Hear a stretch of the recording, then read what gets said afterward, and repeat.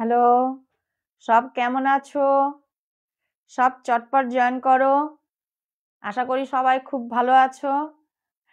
তো সবাই চটপট জয়েন করো, এসে গেছি আবার তোমাদের কাছে। সব ভালো আছো তো? সব চটপট চলে আসো আর একটু কমেন্ট করো। কে কেমন আছো জানাও শিগগির। সব একটু কমেন্ট করো তো, অডিও ভিডিও সব ক্লিয়ার কিনা? লাইভটা অ্যাপ্রুভ হয়েছে কিনা? অ্যাপ্রুভ হয়েছে। আচ্ছা, চটপট একটু এসে পড়ো, জয়েন করো দেখি। তাড়াতাড়ি আসো একটু। একটু কমেন্ট করো, যে একটু জয়েনিং দেখাচ্ছে তারা একটু কমেন্ট করে একটু জানাও যে সব শোনা যাচ্ছে কিনা, অডিও হ্যাঁ, ভিডিও সব ক্লিয়ার কিনা। সব ক্লিয়ার কিনা একটুখানি যদি জানাও তাহলে সুবিধা হয় আমার। স্বর্ণালী দাস ইজ ওয়াচিং। স্বর্ণালী দি একটু জানাও যে সব অডিও ভিডিও ক্লিয়ার আছে কিনা। রীতা ঘোষ, অনির্বাণ ব্যানার্জি জয়েনিং দেখাচ্ছে। স্বর্ণালী দাস লিখেছে এই যে চলে এসেছি, চলে এলাম, আর হ্যাঁ সব ক্লিয়ার। ওকে, রীতা ঘোষ বলছে হাই গুড ইভিনিং, কেমন আছো? হাই গুড ইভিনিং, খুব ভালো আছি। আশা করি তুমিও খুব খুব ভালো আছো। হ্যাঁ, স্বর্ণালী তোমরা দাস সবাই বলছে ভালো তোমরা আছো। কেমন আছো এই ঠান্ডাতে? ভালো ঠান্ডা আছি গো। কই, ঠান্ডা তো চলে ঠান্ডা যাচ্ছে। একটুখানি কমেছে। তো তোমরা কেমন আছো বলো ঠান্ডাতে? আমরা তো ঠিকই আছি মোটামুটি। তোমরা সব কে কেমন আছো একটু কমেন্ট করো।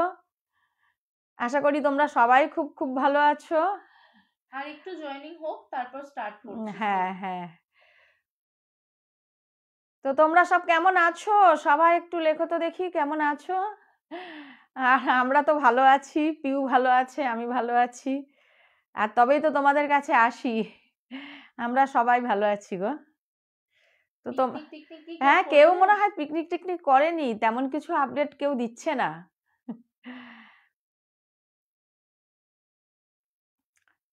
হুম, কমেন্ট হচ্ছে। দেবলীনা বিশ্বাস, থ্যাংক ইউ দেবলীনা। তো আর একটু, আর কয়েকজন হোক, হ্যাঁ, তারপর আমি প্রোগ্রামটা শুরু করে দেবো।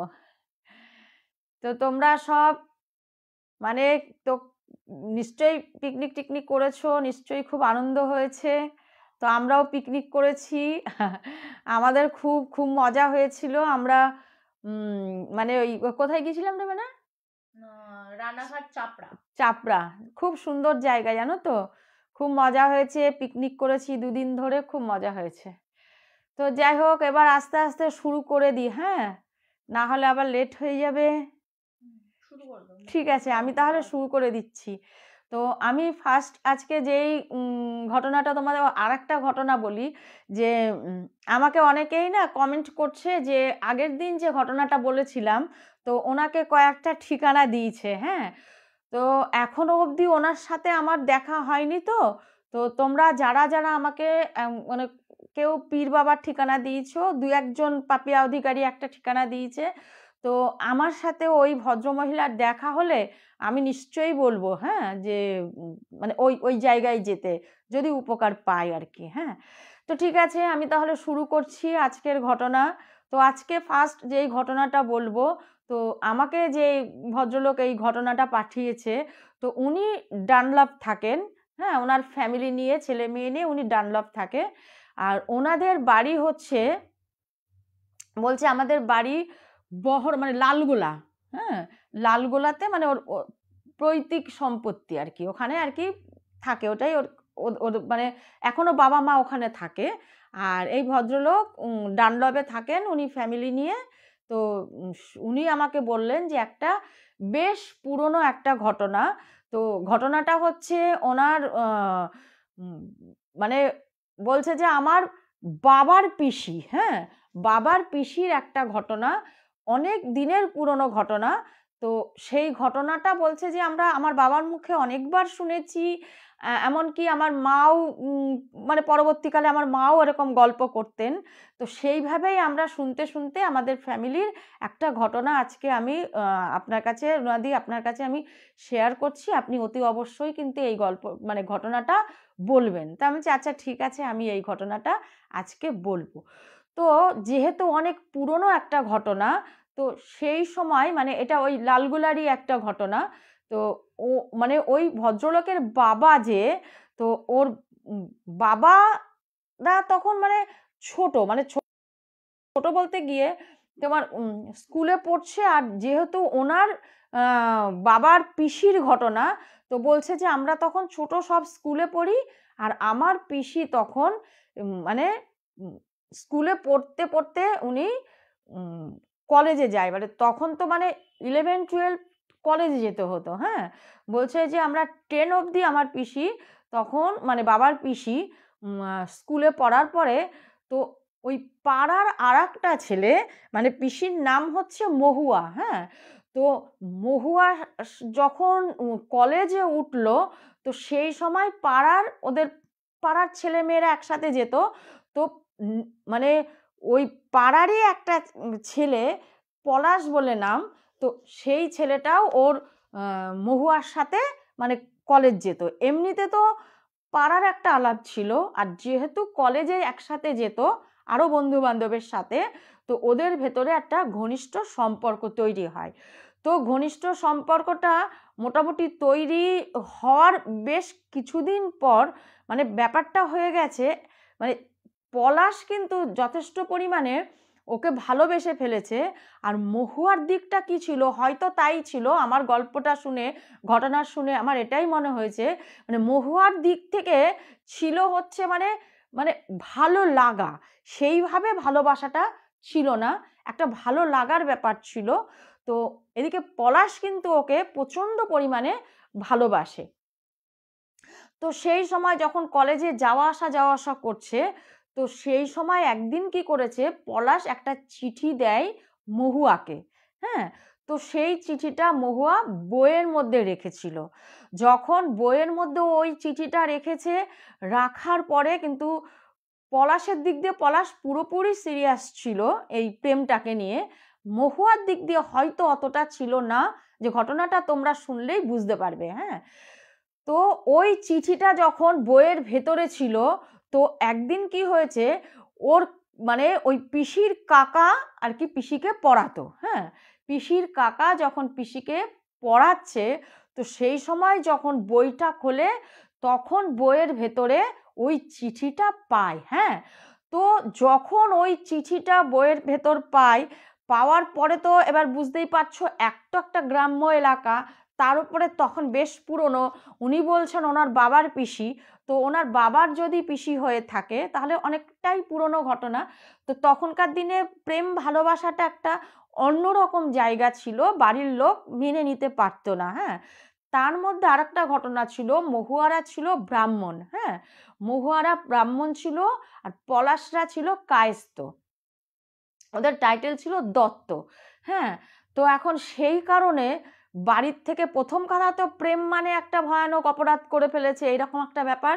দ্বিতীয় কথা হচ্ছে কায়েস্তের ছেলে, কায়েতের ছেলের সাথে মানে প্রেমটা করা, এটা হচ্ছে আর একটা অপরাধ। তো যাই হোক, যখন এইরকম কিছুটা আভাস মানে যখন বাড়ির লোক পেয়ে গেছে, তারপরে তখন মানে চিঠিটা পাওয়ার পর খোঁজ খবর নিয়ে বোঝা গেল যে হ্যাঁ সত্যিই ওদের ভেতরে একটা প্রেম চলছে। তো যাই হোক, এটা তো বাড়ির লোক যখন মেনে নিতে না পারায়, তখন মহুয়ার বিয়ে ঠিক হলো।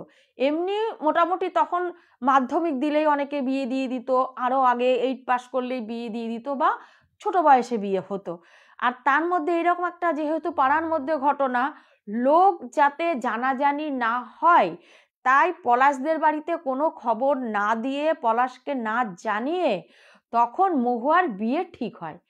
তো যেই সময় মহুয়ার বিয়ে ঠিক হয়, মহুয়াও বিয়েটাকে মেনে নিয়েছে। তো এই কারণেই আমি বলছি যে হয়তো একদিকে প্রেম ছিল। হ্যাঁ, তো না হলে মহুয়া বিয়েটাকে মানে ওই যখনই বাড়ির লোক এরকম সম্বন্ধ দেখাদেখি করছে, তো মহুয়াও মোটামুটি বিয়েতে রাজি। মানে তখনকার দিনে কি একটা সম্বন্ধ দেখে তো বিয়ে হতো না, অনেক দেখতে আসতো, জানো তো, মেয়েদের প্রচুর পরিমাণে দেখার পর তারা আর কি মানে সিদ্ধান্ত নিত যে এই এই মেয়েকে আর কি তারা ঘরের বউ করবে। তো এই জন্য অনেক লোক ওদের বাড়িতে প্রায়শই আসতো, দেখতে আসতো, চলে যেত, আসতো। এরকম যখন ঘটনাটা পলাশ জানতে পেরেছে যে মহুয়ার সম্বন্ধ, কারণ পাড়ার মধ্যে ও থাকে, ও জানতেই পারবে যে মহুয়ার জন্য সম্বন্ধ আনা হচ্ছে, তখন পলাশ যেহেতু ও প্রচুর পরিমাণে ওকে ভালোবাসতো, মানে ওর মাথায়, এক তো খুব একটা বয়স না, সবে কলেজে উঠেছে, হ্যাঁ, ওর মাথায় এসেছে যে মহুয়াকে আমাকে পেতেই হবে, যে কোনো প্রকারে আমাকে মহুয়াকে পেতে হবে। তো ওই ওদের মানে কলেজ যাওয়ার সময় ওদের বাড়ির থেকে বেশ কিছুটা যাওয়ার পরে একটা না একটা ডেরা ছিল, একটা ডেরা ছিল। ওই ডেরার মধ্যে বেশ মানে একটু বাঞ্জরান টাইপের লোকজন আর কি মানে থাকতো ওই ডেরাটার মধ্যে। তো সেই ডেরার মধ্যে একটা সাধু বাবা ছিল, হ্যাঁ। একটু সাধু বাবাটা আবার মানে কেমন সাধু তোমাকে বলবো, বলছে যে মানে সাধু বাবাটা সাধু মানে অঘরী টাইপের সাধু ছিল, হ্যাঁ, একটু ওই টাইপের সাধু ছিল, একটু উগ্র টাইপের সাধু ছিল। তো তখন না ওরা কোনোদিন কিন্তু ওই ওদের আশেপাশের লোক কোনোদিন মানে ওই ওই বাঞ্জারদের কাছে যেত না। তো পলাশের মনে হয়েছে যে আমাকে যে কোনো উপায়ে আমাকে মহুয়াকে পেতে হবে, কেননা আমাদের বাড়ির সাথে তো বিয়ে দেবে না। তো সেই কারণে আমাকে অন্য পদ্ধতি নিতে হবে। ওর তখন মাথায় আসলো আমাকে এই অঘরী বাবার সাথে থেকে কিছু একটা ওর ওপরে একটা আমি জাদু করব, এমন জাদু করব, কালা জাদু করব যে ও যেন মহুয়া যেন আমাকে ছাড়া মানে আর কাউকে বিয়ে করতে না চায়, ও সব সময় যেন আমার ধ্যান আমার জ্ঞানেই থাকে। তো এই কথাটা ওর মনে আসতে ও তখন ওই অঘরী বাবার কাছে গিয়ে ওর ঘটনাটা সব বলল। এইবার দেখো অঘরী বাবা এমন বলছে যে আমি যে তোর কাজ করে দেব, তো তুই আমাকে কি দিবি, হ্যাঁ, তুই আমাকে কি দিবি তবেই আমি তোর কাজ করব। তখন ও বলল যে ও ঘরের থেকে অনেক টাকা চুরি করে এনে তখন ও অঘরী বাবাকে দিয়েছে যে যে কোনো প্রকারে হোক তুমি কিন্তু আমাকে ওই মহুয়াকে আমাকে পেতেই হবে। তখন অঘরী বাবা বলল আচ্ছা ঠিক আছে, আমি তোকে এমন করব যে যেই মেয়েকে তুই চাইছিস সেই মেয়ে যেন সর্বক্ষণ তোর চিন্তা করে আর তোর কাছে যেন আসার জন্য ব্যাকুল হয়ে থাকে। তখন ওর বাড়ির লোক যদিও এরকম হয়, তখন ওর বাড়ির লোক তোর সাথে বিয়ে দেবে। হ্যাঁ, তখন বলছে হ্যাঁ বাবা আপনি ওইটাই করে দিন, যে মানে ও ও যদি চায় তাহলে তো ওর বাড়ির লোক ওকে ফেলতে পারবে না, ঠিকই আমাকে মেনে নিতে হবে। তা ওর ওপরে তখন জাদু করার কথা বলেছে। তো তখন ও মহুয়ার যেহেতু পাড়ার ছেলে সবই জানে, মহুয়ার প্রত্যেকটা খবর ওকে মানে ওর নাম ঠিকানা বার্থডে কবে সব কিছু তিথি নক্ষত্র মিলিয়ে সব কিছু করে তখন উনি ওই মহুয়ার ওপরে কালা জাদু প্রয়োগ করেছে। তো ও বলল যে এরকম দুটো মাটির হাঁড়ি, দুটো মাটির কলসির মধ্যে এই রকম রেখে যেই রকম নিয়মে করে বলছে সেই রকম একদম অনেক নিয়ম করে পায়রার মানে ওই ওই মাটির হাঁড়ির ওপরে দুটো সরা ছিল মাটির, হ্যাঁ, ওই সরার মধ্যে পায়রার মাথা কেটে উনি ওই রক্ত ওইখানে নিয়ে তখন কালা জাদু করে দিল। আর ওই ওই বলছে যে ওই কালা জাদু করে ওই রক্তটা উনি ওই দুটো হাঁড়ি ছিল উনি একটা হাঁড়ির মধ্যে ঢেলে দিল। বলছে এইবার আর তুই বাড়ি চলে যা, তোর আর কোনো চিন্তা নেই, ও তোকে ছাড়া মানে বাঁচবে না, আর তোকে যদি না পায় তাহলে ও মরে যাবে, কিন্তু ও তোকেই বিয়ে করবে, আর দেখ ওর বাড়ির লোক এইবার তোকে মেনে নেবে। এবারে কি হলো, যখন ওই পলাশ ওই কাজ করে এসেছে এটা তো কেউ জানে না, হঠাৎ করে ভালো মেয়ে মহুয়া একদমই ভালো, হঠাৎ করে ওর কি হলো না, কারণ না মানে কারোর প্রতি ওর টান, ওকে যে কেউ ডাকছে ওর ভেতরে ওই জিনিসটা এসছে। হঠাৎ ও বলছে ওমা আমাকে না ও ডাকছে, হ্যাঁ আমাকে ডাকছে, আমাকে যেতে হবে, আমাকে ডাকছে। তখন বলছে কে ডাকছে তোকে? বলছে ওই যে তোমরা শুনতে পাচ্ছ না আমাকে ডাকছে, আমার নাম ধরে ডাকছে, আমি তো চলে যাব, আমি তো ওকে খুব ভালোবাসি, আমি তো ওকে ছাড়া বাঁচবো না, আমি তো ওর কাছেই চলে যাব। হ্যাঁ, তখন বলছে যে মানে এই চুপ চুপ, লোকে শুনলে কি বলবে, কি বলছিস তুই? তখন ও তো পারে একদম মানে পারলে উন্মাদ, ও বেরিয়ে যাচ্ছে, না আমাকে যেতেই হবে, ও আমাকে ভীষণ ভালোবাসে, ও যে আমাকে ডাকছে আমি চলে যাব, আমি থাকবো না। হ্যাঁ, তখন বলছে এবার ওর মা বলছে কি যে আরো বাড়ির লোককে ডাকছে যে দেখো তো মহুয়া কি বলছে। এইবার মহুয়ার মুখে সারাক্ষণ আমি চলে যাব, আমাকে ডাকছে, এমনকি ঘুমের মধ্যে উঠে দৌড়ে চলে যাচ্ছে যে আমাকে ডাকছে, দেখছো আমাকে ডাকছে, তোমরা কেউ শুনতে পাচ্ছ না আমার নাম ধরে ডাকছে, আমি তো ওকে ভীষণ ভালোবাসি, আমি তো ওকে ছাড়া আর কারোর হব না, আমি হলে আমি ওর হব। হ্যাঁ, এর নাম কিছু বলছে না, কিন্তু এই কথাটা যখন বলছে, এইবার কি হলো, আস্তে আস্তে মহুয়ার ঘুম কমে গেল, রাতের পর অত ঘুমাচ্ছে না, একা একা কথা বলছে, কারোর সাথে কথা বলছে, খুশি হচ্ছে, গল্প করছে, খাওয়া পুরো উঠে গেল, মানে মোটে খাওয়ার মধ্যে ওর কোনো মন নেই, ডাকলে খেতে আসছে, না হলে খিদের কোনো চাহিদা নেই। এইবারে আস্তে আস্তে বাড়ির লোকের সাথে ওর মেলামেশাটা কমে যাচ্ছে, আর শুধু বলছে যে আমাকে ডাকছে, আমি তো ওকে ছাড়া বাঁচবো না, আমি ওর সাথেই থাকবো, আমি 7 জন্ম আমি ওর। বলছে ওটা কে সেটা তো তুই বল। তখন বলছে তোমরা শুনতে পাচ্ছ না যে বাইরে আমাকে আমার নাম ধরে ধরে ডাকছে। সেই এইবারে বাড়ির লোক কি করলো, যে হয়তো পলাশের কথা বলছে, মুখে বলতে পারছে না, পলাশের কথা বলছে। এইবারে তো বাড়ির লোক ওকে মানে যথা পরিমাণে, মেয়েরা ওকে বকাবকি, এমনকি মারধরও অবধি ওর উপরে কেউ কেউ করছে, যে তোর লজ্জা করে না, বেহায়ার মতন এরকম করছিস, হ্যাঁ তোর লজ্জা করে না, তুই ডুবে মর, এই কর, মানে এই ধরনের ভাষা ওর উপরে চলছে। কিন্তু তথাপি কোনো রকম হেরফের ওই মহুয়ার ভেতরে হচ্ছে না, ও আরো দিন দিন একেবারে অসুস্থ হয়ে যাচ্ছে, যে মনের ভেতরে ওর কিছু একটা চলছে। ও অসুস্থ হয়ে যখন পুরোপুরি যখন একদম অসুস্থ ও হয়ে যাচ্ছে, তখন বাড়ির লোক বলল যে ঠিক আছে তাহলে আমরা এক কাজ করি, ও যদি পলাশের জন্য এরকম করে তো আমার মেয়ের থেকে তো আর বড় কিছু হবে না, তো পলাশকে ওর বাড়িতে খবর দাও, ওর মাকে ডাকো যে আমার মেয়ে এরকম করছে, ওর মায়ের সাথে আমরা একটু কথা বলি। হ্যাঁ, তো যেই দিন পলাশের মাকে ডেকেছে, এইবার পলাশ ভাবছে মনে মনে এই তো কাজ শুরু হয়ে গেছে, আমি যে কালা জাদু করেছি সেইটার কাজ শুরু হয়ে গেছে। তো পলাশের মাকে যখন ডেকেছে, ডাকার পর তখন বলছে যে আপনার ছেলের সাথে আমার মেয়ের এরকম একটা রিলেশন শুরু হয়েছিল, তো আপনি কি সেটা জানেন? তো বললো যে হ্যাঁ আমি জানি। তখন বলছে যে দেখেন, আমরা তো মেয়ে এইরকম করছে, আপনি নিজে চোখে দেখেন, হ্যাঁ যে মেয়ে আমার কি করছে, আপনি আমার মেয়েকে একটু বোঝান যে এখন এরকম যেন না করে, ঠিক আছে প্রয়োজন হলে আমরা পলাশের সাথে বিয়ে দেবো, কিন্তু এখন যেন এরকম না করে। এইবারে কি হলো, পলাশের মা যখন এসেছে, পলাশের মায়ের সাথে সেই রকম কোনো কথা নেই, ও মানে অন্য একটা রকম ঘোরের মধ্যে রয়েছে, কোনো কথা নেই, মানে পুরো মানে মনে হচ্ছে কি ও একটা রিকেটের রুগী হয়ে যাচ্ছে, দিন দিন যেন ওর অস্থি মজ্জা মানে শুকিয়ে আসছে। ও কিন্তু বাড়ির কাউকে এখন আর চিনতে পারছে না, বাড়ির কাউর সাথে কথা বলছে না, এমনকি পলাশের মা এসেছে, পলাশের মায়ের সাথেও কিন্তু কথা বলছে না। হ্যাঁ, তো এরকম পলাশের মা বসে রয়েছে, কথা বলছে, ঠিক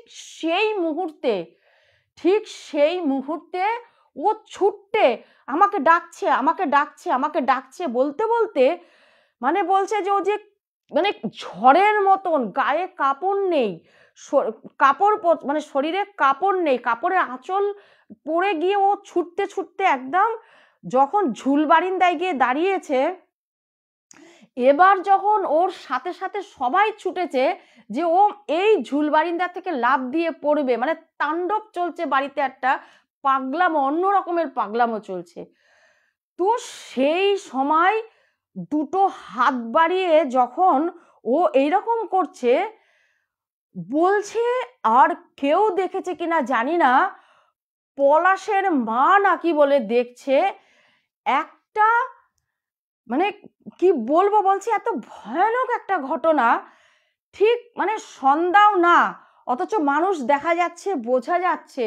বলছে সেই সময় একটা অবয়ব, বলছে একটা একটা শরীর, একটা অন্য একটা শরীর, মৃতদেহ একটা শরীর, কিন্তু তার গলাটা নেই, একটা স্কন্ধকাটা। বলছে দূরে একটা স্কন্ধকাটা দাঁড়িয়ে আছে, আমি দেখতে পাচ্ছি, কেন জানি আমি দেখতে পাচ্ছি, ওরা কিন্তু কেউ কিছু দেখতে পাচ্ছে না, তাহলে ওরা ঠিকই আমাকে কিছু বলতো, কেন ওখানে সবাই ছিল। দু হাত বাড়িয়ে মহুয়ার দিকে এইরকম করে দুটো হাত বাড়িয়ে ডাকছে মহুয়াকে। মহুয়াকে রীতিমতন দুটো হাত, আর ও মহুয়াও তখন ওর দিকেই তাকিয়ে, হ্যাঁ আমি আসছি আসছি, আমি তোমার কাছেই আসছি, আমি তো তোমার কাছেই চলে যেতে চাই, আমি তো থাকতে চাই না। এই রকম করে যখন ও পুরো ঝাঁপ দিয়ে পড়বে, সেই সময় তখন পলাশের মা ওকে জাপটে ধরে, আরও সমস্ত লোক ওকে জাপটে যখন ধরেছে না, এইবারে পলাশের মা থরথর থরথর করে কাঁপছে যে আমি কি দেখলাম। তারপরেই যখন ও সবার দিকে তাকিয়ে দেখছে যে আমি যে জিনিসটা দেখেছি সেটা কেউ দেখতে পেলো কিনা, পর মুহূর্তেই যখন মুখটাকে ঘুরিয়েছে তখন দেখছে কোথাও কিচ্ছু নেই, ধুধু করছে, কিচ্ছু নেই। সেই মুহূর্তে না পলাশের মা ঘরের মধ্যে ঢুকে বলছে, দিদি আমি একটা কথা বলি, ওর এই লক্ষণটা তো আমার ভালো লাগছে না, আপনি এক কাজ করেন, ওকে কোনো জায়গায় দেখান, কোনো ঠাকুর বাড়িতে বা এমন কোনো জায়গায় ওকে দেখান যে আমার মনে হয় না যে ওকে কোনো মনে হয় কিছুর একটা কোনো মানে কিছুর ওর ওপরে ভর করেছে, কোনো একটা আত্মা ওর ওপরে ভর করেছে, না হলে কিন্তু ও এই রকম করছে, এই জিনিসটা আমার কিন্তু ভালো লাগছে না, এটা কিন্তু অন্য জিনিস, আপনারা যতই যা বলেন এটা অন্য জিনিস। হ্যাঁ, তো এই কথাটা যখন বলেছে, বলার পরে বাড়ির লোক না ততটা বিশ্বাস করেনি, বাড়ির লোক ততটা বিশ্বাস না করে তখন বাড়ির লোক বলছে যে এখানে নিয়ে আয়, তখন বাড়ির লোক বলছে যে ঠিক আছে আপনি বললেন, আমরা এই জিনিসটা আমরা ভেবে দেখব। তারপরেই ওরা কি করলো, ওরা সবাই মিলে ঠিক করলো যে ঠিক আছে তাহলে না হয় একটা তান্ত্রিক আমরা নিয়ে আসবো। হ্যাঁ, তো আগে তো ঠাকুর বাড়ি গেল, ঠাকুর বাড়ি গেলে উনি একটা ঠাকুর বাড়িতে গেছে, উনি বুঝতে পারেনি, বলছে কি জানি আমি না কিছু বুঝতে পারছি না।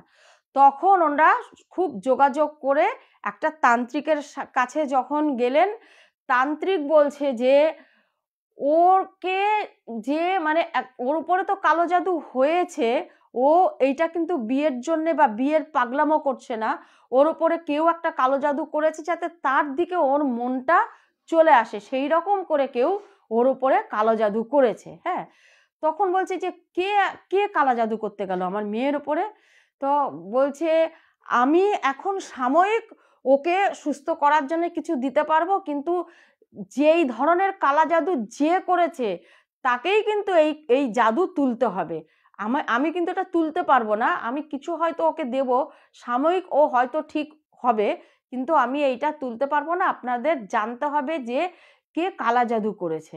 হ্যাঁ, তখন এইবার এটা জানবে কি করে, জানার তো একটা উপায় দরকার, কে করেছে কি করে বুঝবে।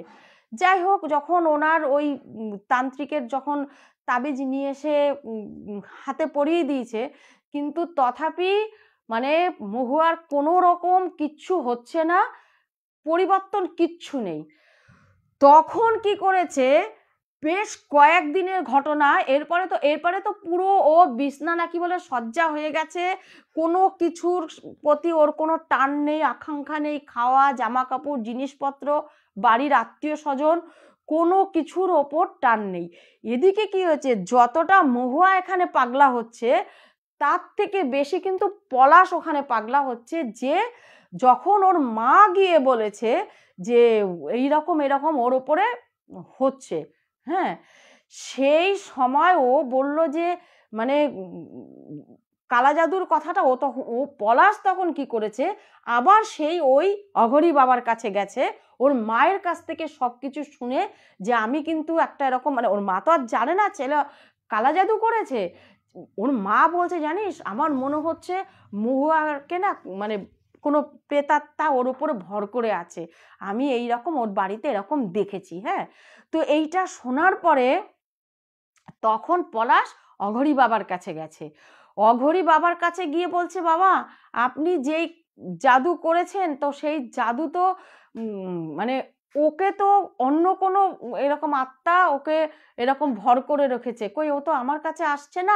আমার কথাও তো বলছে না, হ্যাঁ, যে আমাকে বিয়ে করবে, তাহলে আপনি কি করেছেন, তাহলে আমার মানে এই যে মহুয়া আমি যে পেলাম না, তো আপনি কি করেছেন, আপনি বলুন কেন ওর বাড়িতে আমার মা এই রকম একটা স্কন্ধকাটা দেখেছে, হ্যাঁ, তখন অঘরী বাবা আবার এরকম বসলো যে দাঁড়া আমি দেখছি যে কি হলো, আমার তো চাল মানে ভুল হওয়ার কথা না, হ্যাঁ, তো দাঁড়া আমি দেখছি যে আমি কি করতে পারি। হ্যাঁ, তো উনি আবার ওই রকম যখন সেই ধ্যানে পুজোয় বসেছে, বসে যখন ইয়ে করেছে, করে উনি নিজে একদম অবাক, বলছে যে তাকিয়ে রয়েছে যে আমি আমার থেকে একটা ভয়ানক ভুল হয়ে গেছে, আমি এটা তোর কাছে স্বীকার করছি, আমার থেকে একটা ভয়ানক ভুল হয়ে গেছে, আমি তোর নামে আমার দুটো ওখানে নাকি বলে ও দেখেছিল, পলাশও দেখেছিল যে দুটো মাটির হাঁড়ি ছিল ওইখানে,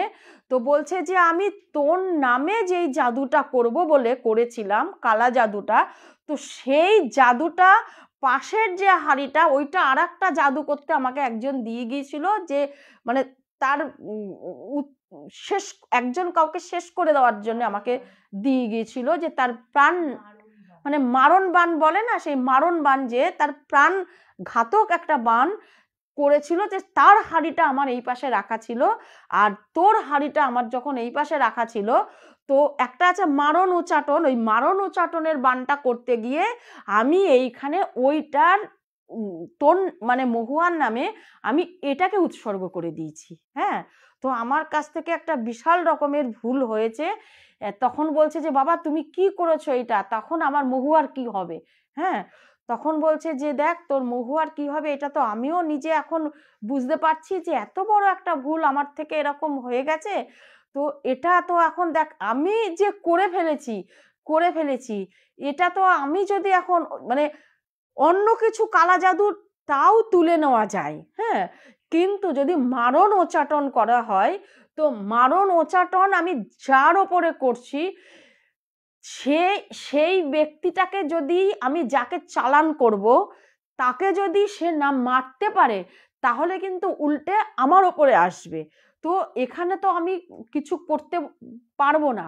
তো তবু তুই যখন বলছিস যদি এর কোনো তোল থাকে আমি দেখব, কিন্তু তুই এখন বাড়ি যা, আমি দেখছি কি করা যায়। মানে উনিও একটা মানে নার্ভাস, মানে উনি মানে পাইচারি করছে যে কেমন একটা উনিও করছে। হ্যাঁ, তো এখন ও সেই সময় অতটা বড় নেই, 5 জন জেনে যাবে সেই ভয়ে ও আর ওখানে আর কোনো কথা না বাড়িয়ে পলাশ বাড়ি চলে আসে। তো যেই দিন পলাশ বাড়ি চলে এসেছে সেই দিন বলে মানে বলছে রাত 2:30-3টে যখন হবে, তো সেই সময় হঠাৎ ওই মহুয়াদের বাড়িতে নাকি বলে মানে সনসন করে তীব্র রকমের একটা হাওয়া, বলছে প্রচন্ড তীব্র রকমের একটা হাওয়া, আর হঠাৎ করে যেন মনে হচ্ছে কত রকমের, হ্যাঁ, যে মানে পশু পাখির এইরকম একটা ভয়ানক একটা ডাকের মধ্যে দিয়ে হঠাৎ করে যেন ওদের বাড়ির সামনে এসে থেমে গেল সব ডাক, বলছে সব হাওয়া, সব ধরনের পশু পাখি, নানান রকমের পশু পাখি যেন গর্জন করছিল, সেইগুলি হঠাৎ করে ওদের বাড়ির কাছে এসে থেমে যায়। আর ঠিক সেই সময় মহুয়া নাকি বলে চিৎকার করতে করতে হ্যাঁ আমি আসছি আসছি বলে নাকি বলে, আর যেহেতু ও শুয়ে রয়েছে ওর পাশে ওর মা শুয়েছিল, তো হঠাৎ ওই রকম মানে ওনার তো ঘুমটা ভাঙলে উনি তো ভেবে দেখবে যে হচ্ছেটা কি। হ্যাঁ, তো সেই সময় যখন মেয়ে এরকম ছুটতে সেই ব্যালকনির কাছে, ওদের ঘরের পাশে মানে পেছনের দিকের একটা ব্যালকনি, সেই ব্যালকনির কাছে উনি ও যখন চলে গেছে, চলে গিয়ে একদম ঝাঁপ দিয়ে দোতলা থেকে একদম নিচে, মানে ওর মা ধরবে কি, মানে ধরার মতন পরিস্থিতিতে ওর মা, এক তো ঘুম থেকে মানুষের কাঁচা ঘুমে উঠলে আচানক সে তো ঠাউর করতে পারে না আমি কোথায় আছি কোথায় যাচ্ছি, কিন্তু মহুয়া আর কোনো দিকে না তাকিয়ে একদম দোতলা থেকে ঝাঁপ দিয়ে, এমনি ওর শরীরের মধ্যে তেমন কিছু মানে হাড় মজ্জা সব যেন মনে হচ্ছে শুকিয়ে গিয়েছিল, মানে শরীরে সেই বল শক্তিটুকু ছিল না যে ও ওই উপর থেকে পড়ে গেলে ওকে বাঁচানো যায়। হ্যাঁ, ওপর থেকে পড়ে গিয়ে তারপরে তো মহুয়া একদম মানে পড়ার সাথে সাথে ও মারা গেছে, পড়ার সাথে সাথে মারা গেল। তারপরে মনে হলো যেন আবারও ওই রকম একটা হাওয়ার কুণ্ডলি ওখান থেকে বেরিয়ে চলে গেল ওদের বাড়ির ভেতর থেকে। তখন তো ওর মা এরকম কান্নাকাটি চারিদিকে চিৎকার চেঁচামেচি করাতে বাড়ির লোক বেরিয়ে তখন এসে যখন মহুয়ার কাছে যায়, গেলে কি হবে, ও তখন ওখানেই মানে পড়েই একদম সাথে সাথে স্পট ডেড। হ্যাঁ, আর মানে ওর বিকৃত বলে হাত ফাতগুলি এরকম মুড়িয়ে দুমড়িয়ে মুখের আকৃতি পাল্টিয়ে গিয়েও একটা বিকৃত একটা ভাবে ও মারা যায়। যখন মারা যায় তারপরে তো যে পাড়ার লোক জানবেই, কান্নাকাটি চিৎকার চেঁচামেচি এরকম হচ্ছে চারিদিকে। তখন যখন এই খবরটা যখন পেয়েছে মানে পলাশ পেয়েছে, সেই সময় পলাশের এক তো ওকে প্রচণ্ড পরিমাণে ভালোবাসতো যে আমি ওকে না পেলে আমি সুইসাইড করে ফেলবো, মানে এইরকম একটা ওর মনের ভেতরে ছিল। তারপরে যখন আমার জন্যে মানে আমার এত ভালোবাসার লোক, সে যখন আমার জন্যে নিজেকে মানে শেষ হয়ে গেল, হ্যাঁ, তখন ও আর সহ্য করতে না পেরে ও অনেক বড় একটা চিঠি লিখে পুরো ডিটেলস চিঠির মধ্যে প্রত্যেকটা ঘটনা ও লিখে তখন ও নিজেও সুইসাইড করেছিল। ও যখন নিজেও পলাশও যখন নিজে সুইসাইড করেছে তখন ওর কাছ থেকে ওই ওই চিঠিখানা পাওয়া গেছে। তো চিঠিটা পাওয়ার পর তখন ওরা বুঝতে পেরেছে যে আজকে আমার মেয়ে কিসের জন্য আর কি মানে কি হয়ে গেল। হ্যাঁ, তো এইরকম একটা ওদের বাড়িতে এইরকম একটা ভয়ানক দুর্ঘটনা ঘটেছিল যে মানে কালা জাদু কারোর ওপরে কেউ চালনা করলে সেটা যদি সঠিকভাবে করলেও অনেক সময় ভুল সিদ্ধান্তটা নিয়ে ফেলে। হ্যাঁ, তো এখানে তো সঠিক পদ্ধতি হয়নি, তার জন্য একটা তরতাজা দুটো প্রাণ এই ভুল সিদ্ধান্তের জন্য হয়ে গেল। তো বলো তোমাদের কেমন লাগলো এই ঘটনাটা? কতটা ভয়ানক একটা ঘটনা, মানে ভাবা যায় না যে কতটা ভয়ানক ঘটনা। বলো তোমার। রঞ্জিতা পল বলছে ইস মর্মান্তিক ঘটনা। তাতাই ব্যানার্জি বলছে হে ভগবান, হে ভগবান, কি প্যাথেটিক, খুব দুঃখজনক, খুব কষ্টের। সত্যিই খুব দুঃখজনক। আর এই সমস্ত কালা জাদু যারা করে না, আমার একদম ভালো লাগে না তাদেরকে। যা আছে কপালে, ভগবান আমাদের কপালে যা দিয়েছে তাই হবে, তার বেশি কিন্তু আর কিচ্ছু হবে না। পাপিয়া ব্যানার্জি, পাপিয়া বন্দ্যোপাধ্যায় লিখছে ভেরি ভয়ের। তাতাই ব্যানার্জি লিখছে ও কোথায় গেল, ও গড কি প্যাথেটিক, খুব দুঃখের। মানে ব্যানার্জি বিনীতা ভট্টাচার্য লাহিড়ী বলছে খুব কষ্টের ঘটনা। সত্যি কষ্টের ঘটনা। ঠিক আছে, তাহলে আমি পরের গল্পটাতে চলে যাচ্ছি। হ্যাঁ, তো আমার পরের গল্পটা এটা হচ্ছে মানে এটাতে আমার দেবী গুহ বলছে খুব কষ্টের ঘটনা। তো এই ঘটনাটা আমি এইবার যে ঘটনাটা বলতে যাচ্ছি, এই ঘটনাটা আসলে আমার বলা যাবে না। তো ঘটনাটা বলা আমার মানে ঘটনাটা বলা যাবে মানে ওই ওদের মানে যারা পাঠিয়েছে তাদের ডিটেলস আর কি, মানে বাড়ির ঠিকানা বা তাদের নাম ঠাম কিচ্ছু দেওয়া যাবে না। হ্যাঁ, তো ও বলল যে আপনি আমার একটা ডাকনাম আছে, জাস্ট আমার নামটুকু, আর কারোর নাম না, আমার যে ডাকনাম আছে সেই ডাকনাম দিয়ে আপনি বলতে পারেন। তো মেয়েটার নাম হচ্ছে বুলটি। হ্যাঁ, তো এটা হচ্ছে ডাকনাম। হ্যাঁ, তো বুলটি বলছে বেশি দিনের ঘটনা, বেশ 2-3 বছরের একটা ঘটনা, খুব পুরনো ঘটনাটা না। তো বুলটি যখন বিয়ে হয়, বিয়ে মানে দেখে শুনেই মোটামুটি বিয়ে হয়েছে। তো দেখে শুনে বিয়ে হলেও শ্বশুর বাড়িতে না প্রচণ্ড পরিমাণে মানে বুলটিকে অত্যাচার করা হতো, মানে যেরকম হয় সাধারণত শাশুড়ির খুব টর্চার করতো। তো স্বামী ছিল কি, ও মা যেটা বলতো সেটা, মায়ের ওপরে কোনো কথা বলার মতন ওর ক্ষমতা ছিল না। তো এইরকম যখন দিন দিন করছে, তো বাড়িতে এসে মা বাবাকে যখন বলছে, তো মা বাবা বলছে কি যে দেখ কি বলবো, ঠিক আছে ও তো ছেলে হিসাবে খুবই ভালো, তো তুই একটু মানিয়ে নে। মানিয়ে নে, দেখবি আস্তে আস্তে সব ঠিক হয়ে যাবে। হ্যাঁ, তো এইবারে কি ও বলছে যে আস্তে আস্তে ঠিক হবে। এবার ও একটা শিক্ষিত মেয়ে, ও নার্সের ট্রেনিং নিচ্ছে। হ্যাঁ, শ্বশুর বাড়ির কথা হচ্ছে তুমি আর কোনো মানে আর তুমি নার্সের ট্রেনিং করতে হবে না, কিচ্ছু করতে হবে না। মানে শ্বশুর ভালো ইনকাম করে, তো সেহেতু বলছে যে তুমি ঘরে থাকো, ঘরের কাজ করো, ঘর সামলাও, তোমাকে চাকরি বাকরি করতে হবে না। তো এখন বুলটি বলছে যে আমি তাহলে কিসের জন্য পড়াশোনা করলাম, আমি কিসের জন্য কি করলাম। হ্যাঁ, তো আমি যদি নার্সের ট্রেনিংও নেব, আমি চাকরিও করব, হ্যাঁ, তারপরে আমি আপনার ঘর দেখব, তো আমার তো তাতে কোনো অসুবিধা নেই। আমি যদি ঘর সামলিয়ে বাইরে যেতে পারি তাতে তো আপনাদের আপত্তি হওয়ার কথা না। তো মায়ের সাথে সাথে ছেলেরও ওই একইরা, ছেলে কিছুতেই মানে মা যেটা বলছে এইরকম একটা, হ্যাঁ এইরকম একটা ব্যাপার। তো তারপরে ও কি করলো, যখন অনেক দিন ওই এই জিনিসটাকে খেয়াল করলো যে না কিছুতেই তো আমার শাশুড়ি আমাকে ঘর থেকে বেরাতে দেবে না, তখন ও একদিন মানে ফয়সালা করলো যে তুমি মানে ভয়ানকভাবে একটা ফয়সালা নিল, দুই বাড়ির লোককে ডাকলো, ডেকে তখন বলছে যে আমি পড়াশোনা করব আর চাকরিও করব, আমি ঘর সামলিয়ে সামলিয়ে। তো হাজবেন্ডকে বলল যে তুমি কি করতে চাও, তুমি কি করতে চাও তুমি সেইটা আমাকে বলো, যদি তুমি মনে করো যে যে ফয়সালা নেবে করবে, কিন্তু আমি কিন্তু পড়বো, আমি পড়ে আমি ঘর সংসার সামলাবো।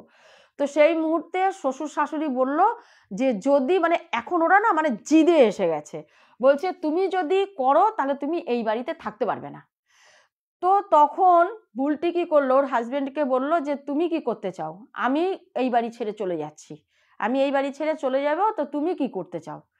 তখন ওর হাজবেন্ড বলল যে ঠিক আছে, তো আমি তো ওর মাকে বলছে যে মা আমি তো ওকে বিয়ে করেছি, ওকে তো আমি ভালোবাসি, তো আমি তো ওকে ছাড়া আমি কি করে থাকবো বলো, ঘর সংসার, ও তো আমার বউ। তা বলো ঠিক আছে তাহলে তুমি চলে যাও, তাহলে তুমি বাড়ি ছেড়ে চলে যাও। তো সেই মুহূর্তে বুলটি বাড়ি ছেড়ে চলে যাওয়ার ফয়সালা নিল। প্রথম ধাপে ও বাপের বাড়ি গেল, প্রথম ধাপে বাপের বাড়ি গিয়ে তখন ও বলছে যে ছেলেটা বলছে তুমি যদি তোমার বাপের বাড়িতে থাকো আমি তাহলে আমার বাপের বাড়িতে থাকবো, তুমি যখন একটা কিছুতে নিজের পায়ে দাঁড়াও আমিও নিজের পায়ে দাঁড়াই, দাঁড়ানোর পর আমরা একটা ফ্ল্যাট নেই বা বাড়ি ভাড়া নেই যাই নেই তখন আমি যাব। তো এই কথা বলার পর বুলটি রাজি হয়ে গিয়ে ও তখন জয়েন করলো, আবার ও ট্রেনিংয়ে জয়েন করলো। এইবারে কথা হচ্ছে এখন যেহেতু ওরা স্বামী স্ত্রী দুইজন, কেউ কাউকে রেখে কিন্তু থাকতে পারছে না, মানে বুলটি ভালোবেসে ফেলেছে, স্বামীকে ভালোবাসবেই সবাই, ভালোবেসে ফেলেছে, তো সেই জন্যে ও মানে বলছে যে যতটা সম্ভব তাড়াতাড়ি ও তখন ওই ট্রেনিং নিয়ে ও একটা প্রাইভেট হসপিটালে ও জব করছে, জব করে তখনও একটা বলল যে তুমি কিছু পয়সা দাও, আমি কিছু পয়সা দিয়ে একটা বাড়ি, মানে ও আর রাখতে চাইছে না শ্বশুর বাড়িতে, ওর স্বামীকে রাখতে চাইছে না, কেননা ওরা যে কোনো মুহূর্তে এমনভাবে বুদ্ধি দেবে, এমন করবে যে আস্তে আস্তে বুলটির সাথে ওর সম্পর্কটা নষ্ট করে দিয়ে দেখা যাবে তখন আবার ছেলেকে বিয়ে দিয়েছে, এমনও ব্যাপার স্যাপার আর কি ও আশেপাশের লোক থেকে শুনতে পাচ্ছে। তো ওর যত তাড়াতাড়ি সম্ভব ও কি করেছে, নিজের পয়সা জমিয়ে, হাজবেন্ডের পয়সা জমিয়ে একটা বাড়ি নিয়েছে। হ্যাঁ, একটা খুব পুরনো একটা বাড়ি ও নিয়েছে, যে মানে বাড়িটাতে না যাদের বাড়ি অনেক দিন হয়ে গেছে তারা ওই বাড়িটাতে বাস করে না। তো কিছু না বুঝে না শুনে না জেনে বাড়ি পাচ্ছি এইটাই, মানে আমার হাজবেন্ডকে আমার কাছে রাখতে হবে, আমার হাজবেন্ডকে রাখতে হবে, না হলে আমার হাজবেন্ড হাতছাড়া হয়ে যাবে, কি একটা মন্ত্র দেবে, কি করবে না করবে আমার সেই মন্ত্রই চলতে থাকবে আমার স্বামীর। তো এই করে ও যখন বাড়িটা নিয়েছে, বাড়িটাতে যখন ও এসেছে, আসার পরে কেন যেন ওর মনে হচ্ছে যে বাড়িটা যেন ওর একটু মানে মনে হচ্ছে বাড়িটাতে কোনো একটা অসুবিধা আছে, যদিও এই ধরনের কিছু মানে না, কিন্তু তথাপি যেন ওর মনে হচ্ছে যে বাড়িটাতে কিছু একটা গন্ডগোল আছে। তো যাই হোক ও কোনো কিছু না চিন্তা করে ও একদম এসে বাড়ি ঠাড়ি সব ভালো করে রং ঠং করে সব ভালো সুন্দর করে ও ঘরটাকে সাজিয়ে নিয়েছে। যখন ও পুরোপুরি ঘরটাকে সুন্দর করে সাজিয়ে নিয়েছে তারপরে ওর হাজবেন্ডকে আনিয়েছে, এনে যাই হোক দুজনে আছে, মানে একদিন দুদিন 3 দিন, বলছে 3 দিনের দিন হলো কি হঠাৎ করে বলছে আমরা দিব্যি সুন্দর শুয়ে রয়েছি, ঘুমিয়ে রয়েছি, হ্যাঁ, কোনো কিছুর মধ্যে কিচ্ছু না, হঠাৎ করে আমার মানে বলছে ওর হাজবেন্ড না মানে বোবাই পেলে যেরকম হয়, 2 হাত পা এরকম ছুটছে আর গ গ গ গ গ গ গ করে না মুখ থেকে এরকম আওয়াজ করছে, হ্যাঁ, আর চোখগুলি এরকম বড় বড় হয়ে গেছে, হাত পা ছুটছে আর গ গ গ গ করে আওয়াজ করছে। এবার যখন ওরকম আওয়াজ করছে তখন বুলটির ঘুম ভেঙে গেছে। বুলটির ঘুম ভেঙে গেলে ও উঠে বলছে কি যে এই কি হয়েছে কি হয়েছে, ধাক্কাধাক্কি করছে। কিন্তু সেই মুহূর্তে না ওর মানে মানে এতটা কষ্ট হচ্ছে, মানে হচ্ছে মাথার রক ফক মনে হচ্ছে ওর ছিঁড়ে যাবে, হ্যাঁ। এইবারে ও উঠে তাড়াতাড়ি করে রান্নাঘর থেকে জল নিয়ে এসে যখন ওর হাজবেন্ডের চোখে মুখে যখন জল ছিটিয়েছে তখন ওর হুশ মানে সম্বিত ফিরে পেয়েছে। বলছে কি যে এই তোমার কি হয়েছে? বলছে তুমি অত জোর আমার বুকের উপরে চেপে বসেছিলে কেন? আমি শ্বাসকষ্ট হচ্ছে, আমি দম নিতে পারছি না, আমি বারবার করে তোমাকে হাত পা ছুটছি আর বলছি যে উঠে যাও আমার বুকের ওপর থেকে, উঠে যাও। তুমি ওভাবে চেপে আমার বুকের ওপরে বসেছিলে কেন? হ্যাঁ, মানে এত ভয়াল দৃষ্টিতে ওর মুখে, তোমার মাথা খারাপ হয়ে গেছে নাকি? বলছে তুমি কি বলছো? আমি তো তোমার বুকের উপরে বসিনি। বলছে আলবাত তুমি আমার বুকের উপরে বসেছিলে, আমার এতটা কষ্ট হচ্ছিল।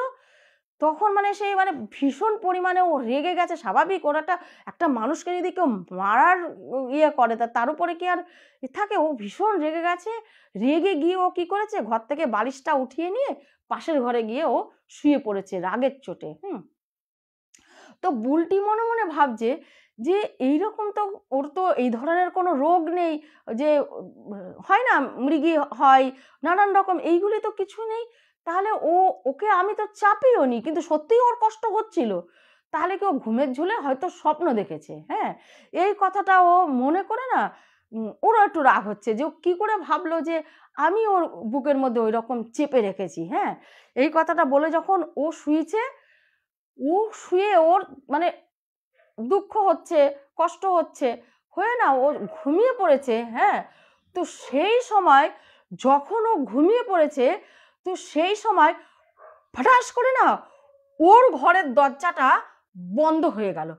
ফটাস করে মানে এতটা জোর দরজাটা বন্ধ হয়ে গেল, ও না তন্দ্রা একটা ভাব এসছিল, তন্দ্রাটা ছুটে গেছে।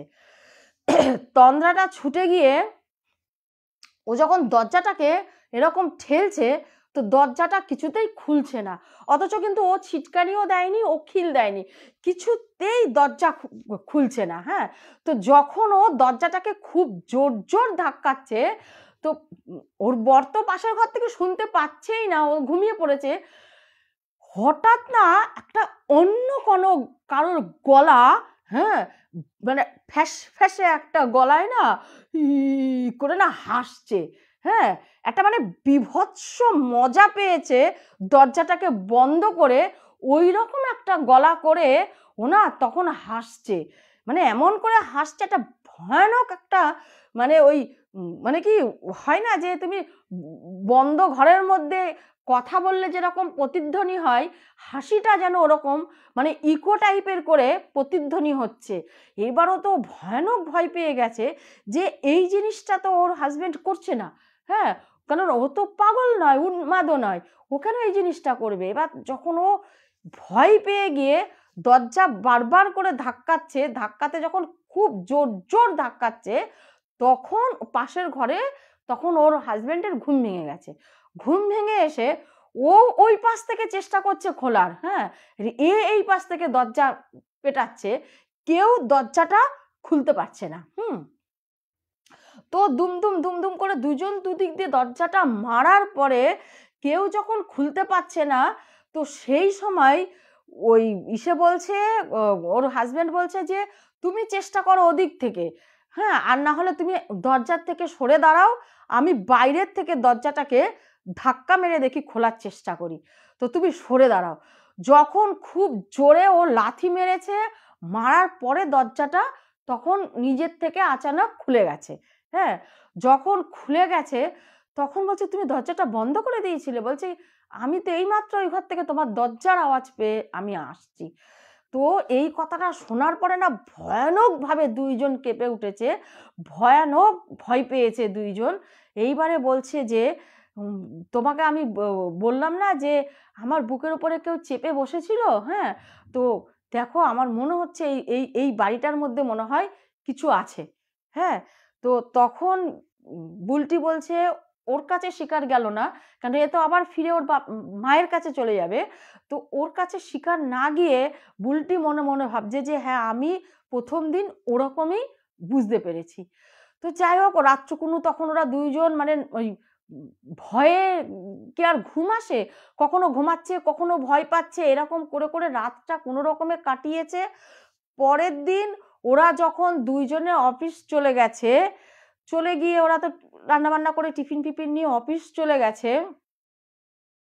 অফিস থেকে যখন ফিরেছে দুজন একসাথে ফিরতো, একে নিয়ে আসতো, বুলটিকে নিয়ে আসতো ওর হাজবেন্ড। বলছে বাড়িতে এসে ভয়ানক ভাবে আমরা মানে কি করব, ঘরের যত জিনিস সব লণ্ডভণ্ড। বলছে একটা আলমারিতে একটা জামা কাপড় নেই, বিছনা পাটি, মনে হচ্ছে যে মানে বাড়িতে ডাকাত পড়লে, কিন্তু দরজা ভাঙা নেই, কিচ্ছু নেই। ওরা চাবি দিয়ে দরজা খুলেছে, ওরা ঘরে ঢুকেছে, পুরো ঘর লণ্ডভণ্ড। এই রকম পরিস্থিতি যে মানে ভাবা যাচ্ছে না। রান্নাঘরের জিনিস খাবার দাবার মাটিতে ছড়ানো ল্যাপটানো। বলছে ওই দেখে তো মানে হাত পা ঠান্ডা হয়ে আসছে যে কি হলো, কি হচ্ছে আমাদের সাথে। হ্যাঁ, তো এইবার তো মানসিকভাবে ভীষণভাবে বুলটিও ভেঙে পড়েছে। মানে ওর একটা চিন্তা যে এত পয়সা দিয়ে আমি বাড়িটা কিনলাম, হ্যাঁ, দ্বিতীয়ত ওর একটাই মনে আসছে যে আবার যদি আমার হাজবেন্ড ও এই বাড়ি ছেড়ে চলে যায়, এইবার আমাকে ওই বাড়িতে গিয়েই থাকতে হবে, যেভাবেই হোক আমাকে ও বাড়ি গিয়ে থাকতে হবে। আর না হলে হ্যাঁ মানে আমাদের মধ্যে আর কোনো সম্পর্ক থাকবে না। তখন ও ভয়ানকভাবে যে এর সাথে আমাকে যেভাবেই হোক লড়াই করতে হবে। মানে ও এইবারে কি একটু এমনিও শক্ত মনের মানুষ, তোমরা বুঝতেই পারছো, না হলে ও এইভাবে ফাইট করে ঘর থেকে বেরিয়ে আসতে পারতো না। তো তখন ও দেখলো যে আরো বেশ কিছু ওদের সাথে নানান রকমের ভৌতিক ঘটনা ঘটতে থাকলো। রীতিমতন ওই বাড়িতে আর থাকার পরিবেশ নেই। যে কোনো মুহূর্তে ওরা মানে প্রত্যেক পদে পদে ওরা ওই ভয় পেতে থাকলো, ওদের সাথে খারাপ হতে থাকলো। হ্যাঁ, ওদের ওপরে মানসিক টর্চার টাইপের করতে থাকলো। মনে হচ্ছে যেন কেউ মানে ছাদের ওপর থেকে হেঁটে যাচ্ছে, মানে নানান রকম। বলছে এমনও দিন গেছে যে আমি রান্না করছি, হ্যাঁ, হঠাৎ যেন মনে হলো কেউ এসে এমন করে একটা ধাক্কা মারলো যে আমি ধরো খুন্তি নাড়াচ্ছি, আমার পাশ থেকে যেন কেউ বেরিয়ে গেল, যে ধাক্কার চোটে আমার হাতটা এরকম সরে গেল, অথচ দেখছি যে পেছনে কিছু নেই। তখন বলছে বুলটি বলছে যে তখন আমি মানে পুরো ডিসাইড করে নিয়েছি এই বাড়ি আমার, আমি কষ্ট করে এই বাড়ি করেছি, এই বাড়িতে আমি কিছুতেই আর কাউকে এই টর্চার করতে দেব না, আমাকে এই বাড়ি আমারই থাকবে। হ্যাঁ, তো তখন ও বলল এইবার তো ওর হাজবেন্ড, আর একটা ঘটনা ঘটলো যে ওর হাজবেন্ড এবার ভয়ানকভাবে ভয় পেয়ে ও মাকে সব জানিয়ে দিয়েছে। যখন ওর মাকে সব জানিয়ে দিয়েছে তৎক্ষণাৎ ওর মা ওকে ফোন করেছে যে বাবু তুই চলে আয়, তুই ওইখানে থাকবি না, তুই এইখানে থাক, তোকে কিন্তু মেরে ফেলে দেবে। হ্যাঁ, ভূতে হোক পেতনি হোক যাই ওইখানে আছে না কেন, যেই অশরীরী আত্মা আছে তোকে কিন্তু শেষ করে দেবে। তুই চলে আয়। এইরকম কথাবার্তা বলছে। মানে এমনকি ওর হাজবেন্ড যে চলে যাবে, মানে ও তো ভীষণভাবে ভয় পাচ্ছে, ভীষণভাবে, মানে যখন তখন ও ভাবছে যে আমাকে মেরে ফেলবে, যেহেতু ফার্স্ট দিন ওরকম ওর বুকের পরে ওরকম উঠেছিল। তো তখন বুলটি বলল যে আমার আর কোনো উপায় নেই, আমাকে এর ব্যবস্থা করতেই হবে। তখন ও একদম কাজকর্ম বাদ দিয়ে ও মরিয়া হয়ে, একদিন তো এমন হয়েছে রাত্রির বেলা ওই রকম যখন তাণ্ডব করছে, সব জিনিসপত্র ফেলছে রান্নাঘর থেকে, ও বেরিয়ে এসে ও বুলটি চিৎকার করছে যে এইটা আমার বাড়ি, তোমরা যে আছো সে এইখান থেকে চলে যাও, এখন বর্তমানে এইটা আমার বাড়ি, আমিই থাকবো, তোমরা যে আছো সে এইখান থেকে চলে যাও। হ্যাঁ, মানে আমি এইরকম মানে পাগলের মতন আমি এইরকম বারিন্দার মধ্যে চিৎকার করছি। হ্যাঁ, যে এইরকম তাণ্ডব যখন হচ্ছে, তখন ও কি করলো, ও একদম অফিস থেকে এরকম যোগাযোগ করলো, যোগাযোগ করে যে আমাকে যেভাবেই হোক আমি কিন্তু এই বাড়ি ছাড়বো না, এই বাড়িতেই আমি থাকবো, আর উপদ্রব যেন বন্ধ হয়। এই রকম যদি কেউ জানা থাকে, এরকম যদি কিছু থাকে তাহলে আমাকে অতি অবশ্যই তোমরা জানাও, আমি আর মানে পেরে উঠছি না।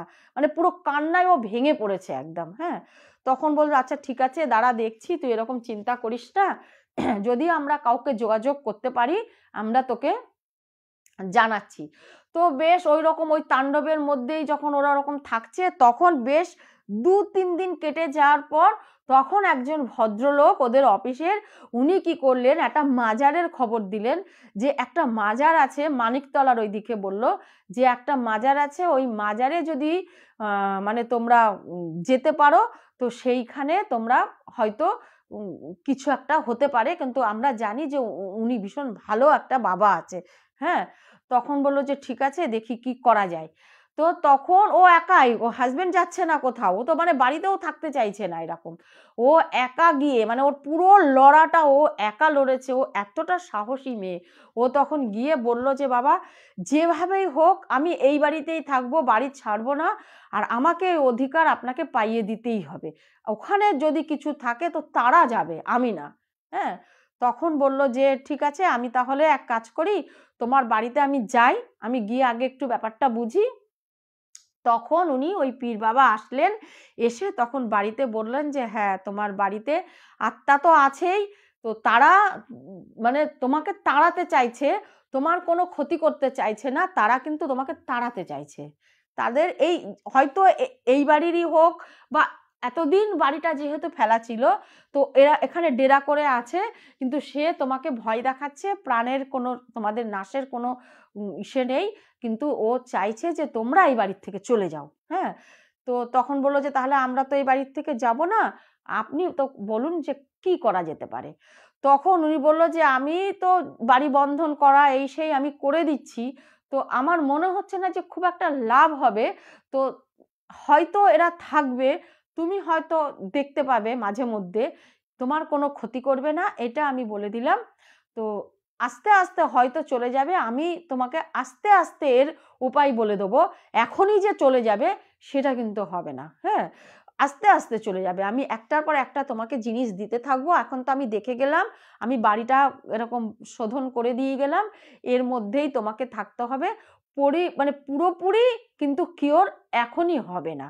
হ্যাঁ, তো আমি তোমাকে দিয়ে যাচ্ছি, আস্তে আস্তে তোমাকে এর সাথে থাকতে হবে। তো তারপরে কি করলো, ওই মানে যখন ও বুঝলো যে আমার যখন প্রাণের কোনো সংশয় নেই, তো ঠিক আছে দেখি না যে এর সাথে থাকা যায় কিনা। তখন বলছে যে ওই তাণ্ডবটা বন্ধ হয়ে গেল, যেমন আমাদের বুকের উপরে বসে যাচ্ছে, ঘরের জিনিসপত্র ফেলে দিচ্ছে, এগুলি কিন্তু হচ্ছে না, কিন্তু কারোর উপস্থিতি বুঝতে পারছি, মানে হয়তো টয়লেটের দরজাটাকে কেউ বন্ধ করে দিল, বা আমরা ঘরে রয়েছি মানে কেউ একজন স্যাট করে সরে গেল ওখান থেকে, এই জিনিসগুলি বুঝতে পারছিলাম। আদার্স যে তাণ্ডব হচ্ছিল আমাদের মানে ধাক্কা দিচ্ছে এই করছে, এই জিনিসগুলি আস্তে আস্তে বন্ধ হয়ে গিয়েছিল, কিন্তু বেশ মানে কয়েক মাস লেগেছে পুরোপুরি বাড়িটা মানে মুক্ত করতে, আত্মার হাত থেকে মুক্ত করতে পুরো অনেকগুলি মাস লেগেছিল যে আমাদের ঠিক করতে। কিন্তু আমরা সেই সময় কিন্তু বিশেষ করে আমি পুরো টিকে ওদের সাথে ছিলাম যে আমার বাড়ি আমি ছাড়বো না, তোমাদের যেতে হবে।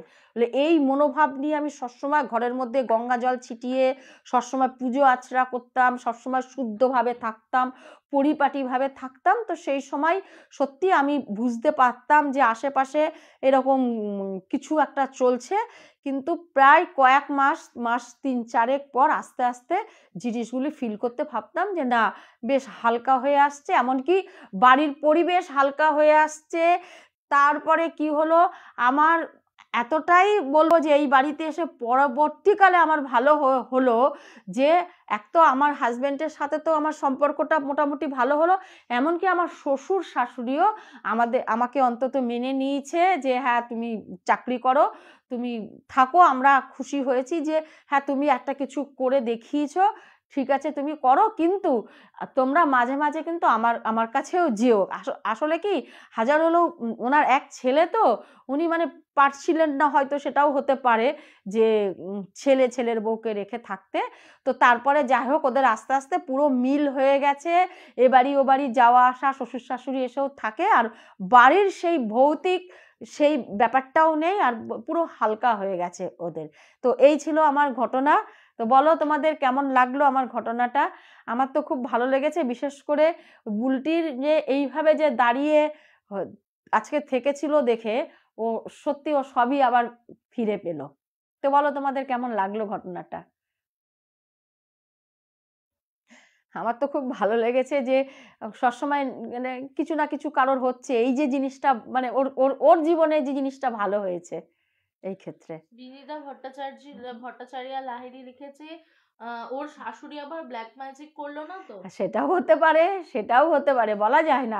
দেখলো হয়তো করে, যখন দেখলো যে না ও তো এত হ্যাঁ সেটাও হতে পারে, বলা যায় না। আজকাল মানুষকে তো মানে দেখলো যে আর ছাড়াতে পারলো না, হ্যাঁ সেটাও হতে পারে। বিনীতা ভট্টাচার্য লাহিড়ী লিখছে দারুণ ঘটনা। সত্যি ঘটনাটা ভালোই। আর এই মানে আমার সবসময় না কারোর কিছু হয়ে যাচ্ছে হয়ে যাচ্ছে, এই একটা ঘটনাটা আমি দেখলাম যে না ওদের সত্যি ভালো হয়েছে আর খুবই ভালো হয়েছে। হুম।